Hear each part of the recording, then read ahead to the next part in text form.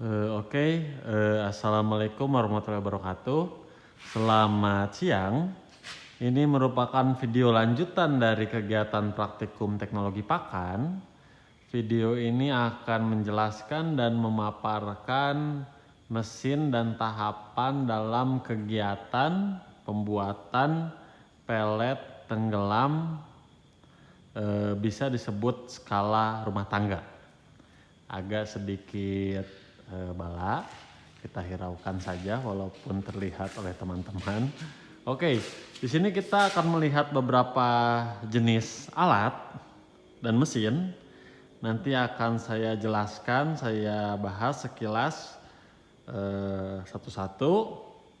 Nanti spesifikasi mesinnya juga akan saya jelaskan sekilas, akan kita lihat bersama. Nanti juga akan saya cantumkan pada Google Classroom. Ya. Sebelah kiri ini, yang pertama, ini cara kerjanya sama dengan mesin pelleting, sama dengan mesin untuk mencetak pelet atau mesin yang dipakai dalam melumatkan daging, meat grinder, sama.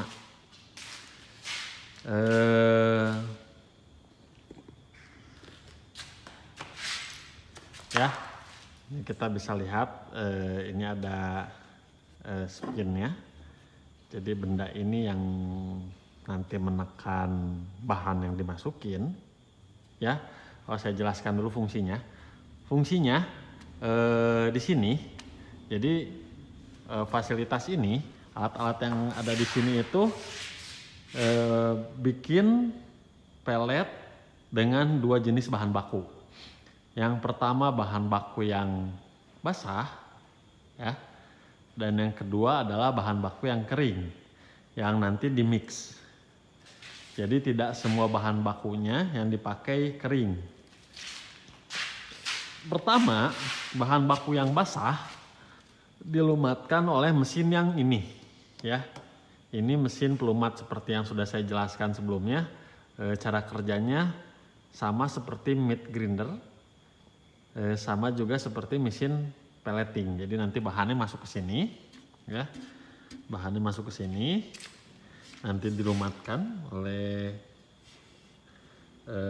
spiral itu yang di bawah. Terus nanti dia keluar ke sini, ya. Tentunya ada tutupnya. Nah, ada screennya. Screennya bisa disesuaikan tergantung kebutuhan mau seberapa kecil bahan itu keluar, ya. Ini dimasukin, ini masukin pisaunya. Oke, nggak kelihatan. Ini dimasukin pisaunya, ya. Masukin pisaunya. Sudah pas, baru dimasukin ininya, lalu ditutup. Lalu ditutup, ya, lalu ditutup. Nanti bahan yang dilumatkannya akan keluar sesuai dengan ukuran screennya, size screen, dan ini akan memberi jeda. Fungsinya si pisau ini, dia memotong. Jadi kalau misalkan si mesin ini bekerja terus mendorong bahan yang tingkat kekerasannya beragam, ya, jadi si mesinnya gampang rusak. Jadi kalau ini terpotong, misalkan setiap 20 cm terpotong, ada jeda, mesinnya ngerenghap dalam memberi dorongan, dalam memberi tenaga. Ngerenghap beberapa detik, ngedorong lagi, ngerenghap beberapa detik, ngedorong lagi. Jadi kalau misalkan full terus ngedorong tanpa henti selama berjam-jam, nanti mesinnya jadi cepat rusak. Jadi ini, ya, fungsinya pisau ini membantu untuk melakukan itu. Oke, mesin pelumat, mesin yang ini, ya, cara kerjanya sama dengan mesin yang biru itu. Cara kerjanya sama. Bedanya di ini, ya. Ini ada pin bel, Bedanya di ini saya juga kan sudah menjelaskan mesin penghalus ya.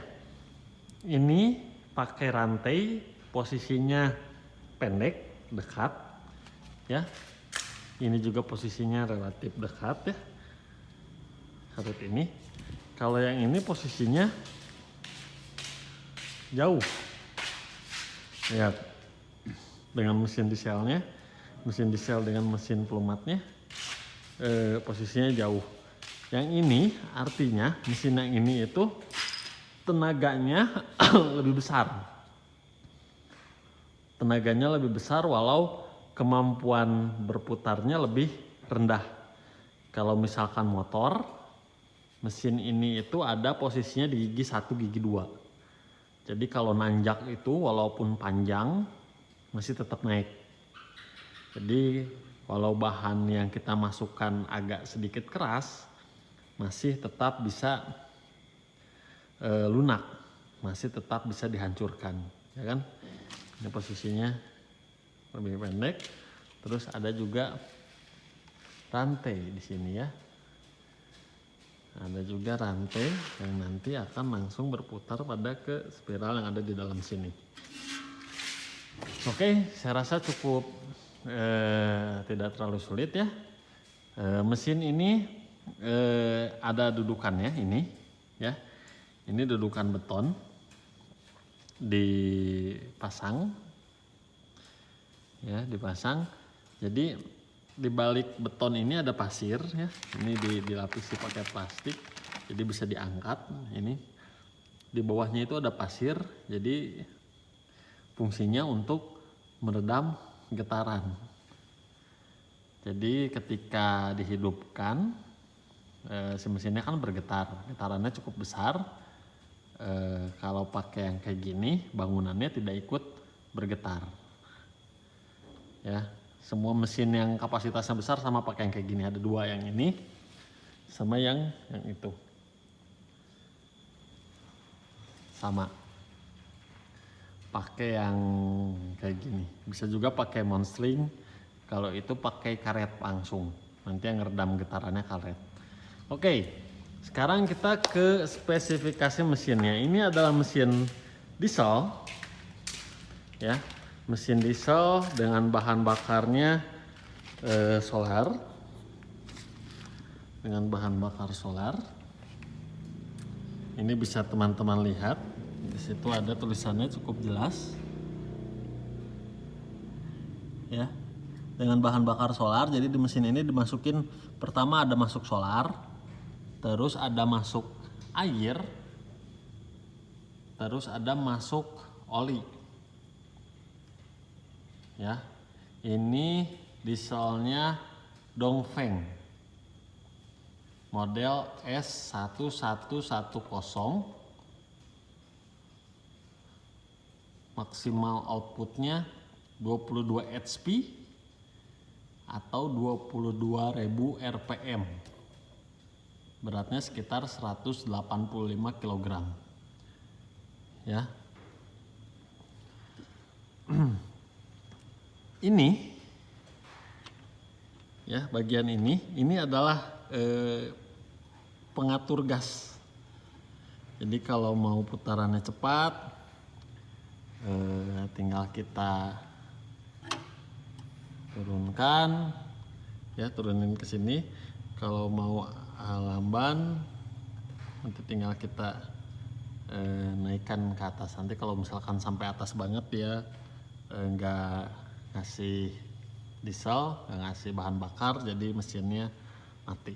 Jadi ini adalah gas ya, pengatur nantinya yang akan mengatur kecepatan berputar dari si ini juga, dari si pelumat ini ya. Nyalainnya, ya, ini nyalainnya berat, saya juga susah. Ini nyalainnya diputar, ya. Ini nyalainnya diputar. Teman-teman putar, sudah agak cepat, baru dilepas, gasnya dinyalain. Semuanya sama. Yang ini dua mesin diesel ini, yang ini sama yang itu, yang sebelah sana sama. Dia diputar ya. Dia diputar. Oke. Saya rasa tidak ada yang ditanyakan. Kita langsung saja ke tahapan selanjutnya ya. Oh, ini bisa nyala berapa lama? Ini bisa nyala 12 jam ya, maksimal 12 jam. Bisa selama 12 jam itu bisa menggiring berapa banyak bahan baku pakan? 5 ton ya. Dia bisa menggiling dalam satu hari itu maksimal 5 ton bahan baku pakan. Jadi misalkan ya, kita lakukan simulasi. Misalkan teman-teman punya bahan baku pakan bentuknya agak basah, sebutlah limbah sayuran misalkan ya, sebut saja limbah sayuran. Nanti si limbah sayurannya itu teman-teman masukkan ke sini, dilumatkan ya, dilumatkan, terus nanti ditampung di sini, terus nanti agak ditiiskan gimana ya maksudnya? Agak diperes sedikit. Setelah agak kering, baru teman-teman bawa ke sini. Ya, bawa ke sini. Ini adalah mixer. Ya. Ini adalah pengaduk. Jadi nanti di sini akan teraduk bahan baku yang tadi agak basah, masukin ke sini, lalu teman-teman masukin bahan baku yang kering, baru masukin bahan baku yang kering, baru nanti diaduk, ya, dimix. Kalau nyampur bahan baku itu sebaiknya masukkan dulu yang jumlahnya paling sedikit. Misalkan ada tepung tapioka sebagai perkat, jumlahnya paling dikit, misalkan cuma 2 kilo, masukin dulu itu 2 kilo. Terus tepung jagung 10 kilo misalkan, masukin 10 kilo. Terus tepung ikan 30 kilo, masukin 30 kilo. Jadi masukinnya dari yang paling sedikit sampai yang paling banyak.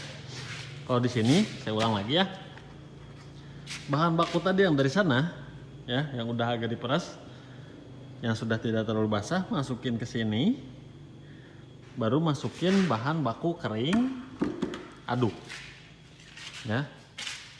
Ini juga sama, jadi di sini tidak ada yang menggunakan listrik, semuanya adalah diesel ya.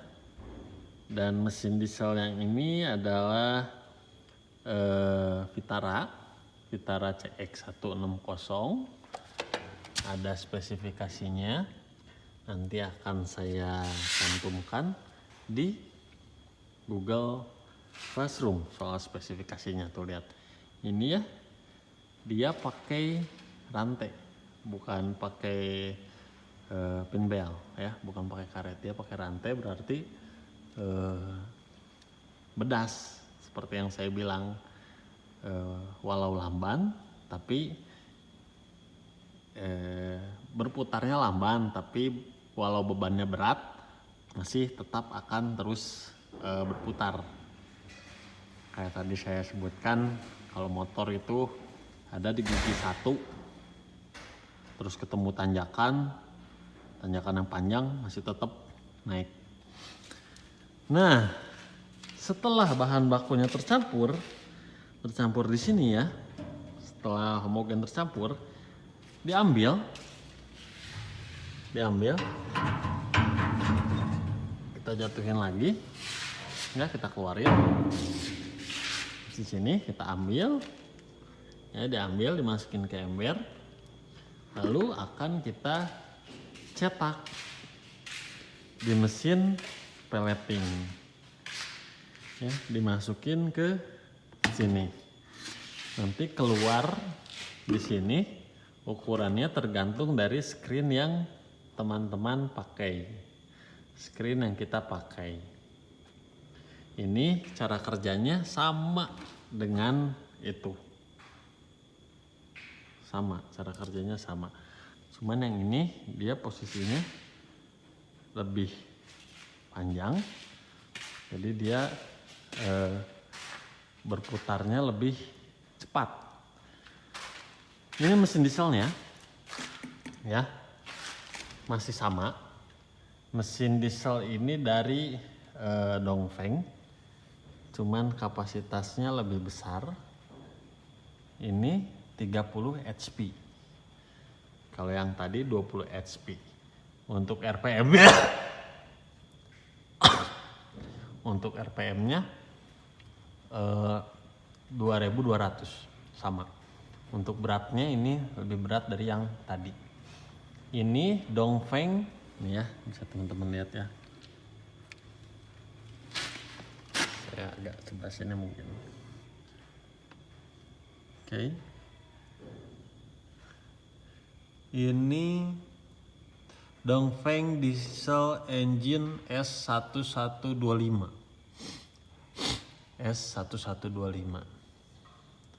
Oke. Nah, di sini juga ada gambar penjelasan apa saja. Ya, oli.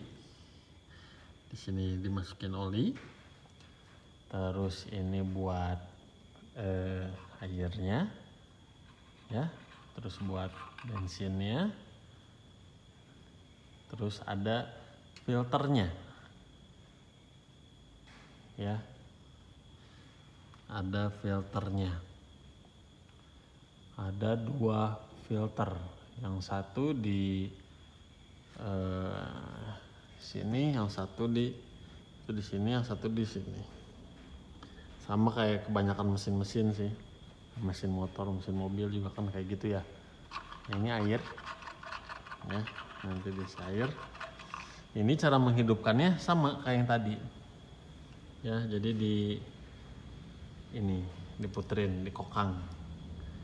Puterin, nanti ini untuk gasnya ke bawah ini makin banyak gas yang dikeluarin, kalau ke atas sedikit.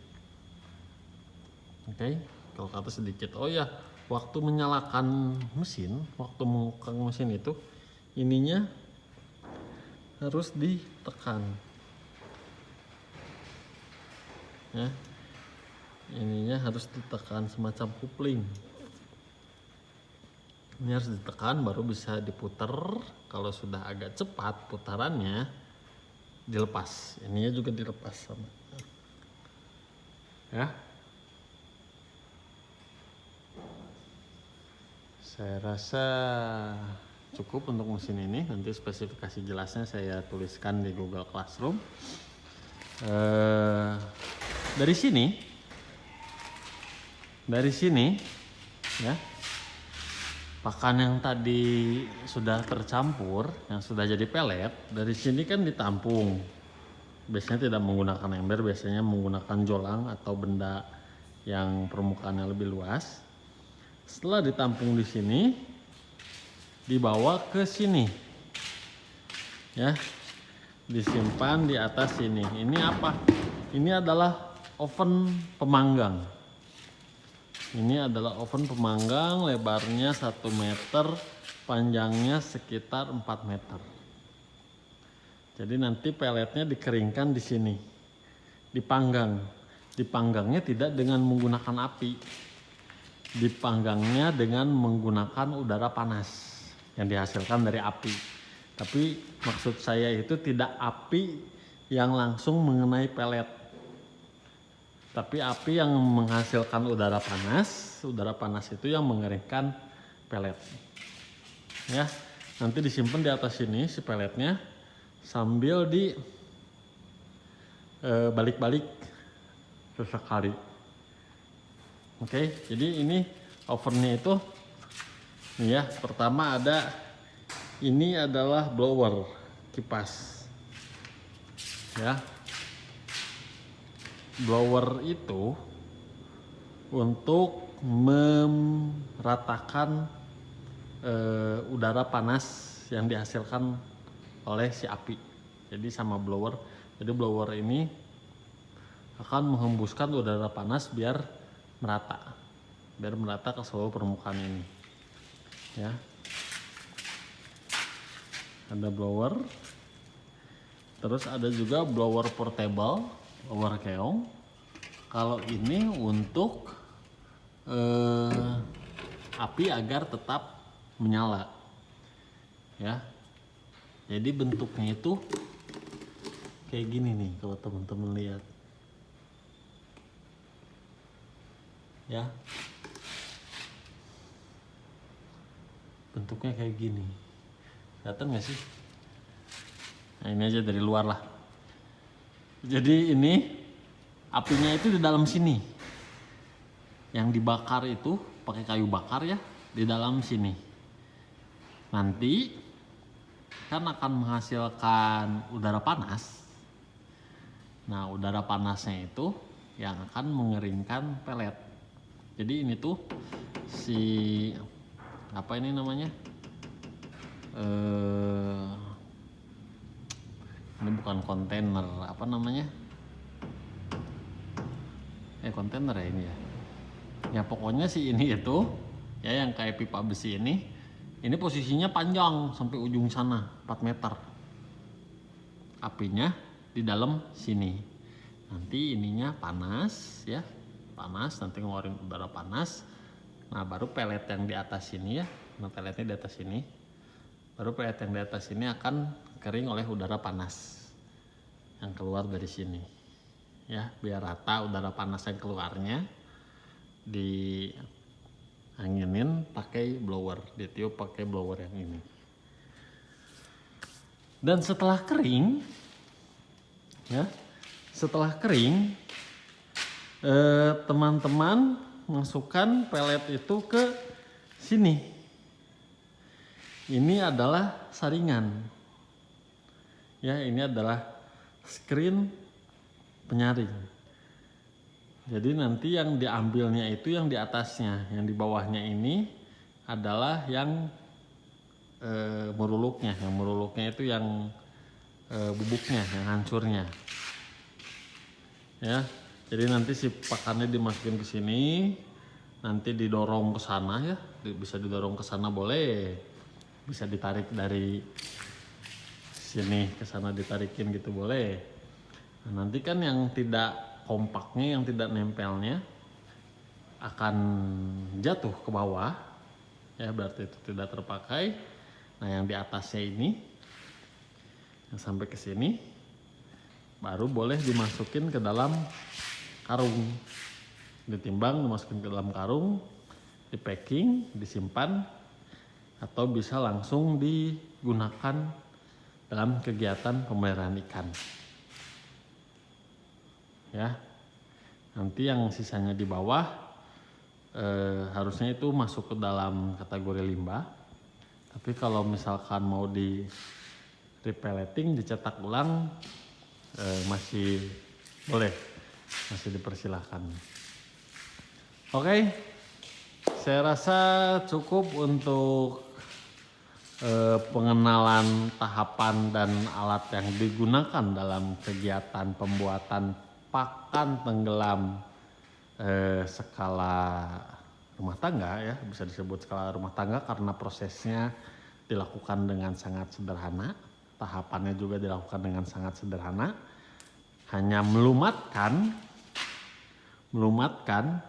lalu mencampurkan bahan yang sudah lumat dengan bahan yang kering.